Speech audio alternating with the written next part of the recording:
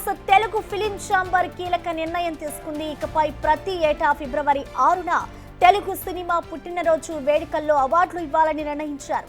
ప్రభుత్వం ఇచ్చే అవార్డులతో పాటు ఇవి కూడా కంటిన్యూ అవుతాయన్నారు. ఫిబ్రవరి 6న ప్రతి నటుడి ఇంటిపై థియేటర్ల దగ్గర ప్రత్యేకంగా జెండాను ఆవిష్కరించాలని, ఆ జెండా రూపకల్పన బాధ్యతను పరుచూరి గోపాలకృష్ణకు అప్పగించారు.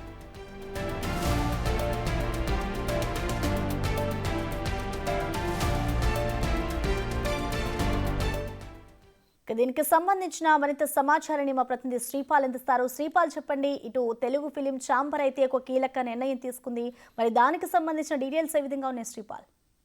ప్రసన్న, ఈ రోజు అయితే Telugu film chamber of commerce అయితే ఒక కీలక నిర్ణయం తీసుకుందని చెప్పవచ్చు. ఎందుకంటే ఇకపై ప్రతి ఏడాది ఛాంబర్ తరఫున ఉత్తమ ప్రదర్శన కనబరిచిన చిత్రాలు మరియు నటీనటులకు అవార్డులు ఇవ్వాలని చెప్పేసి కూడా నిర్ణయించింది.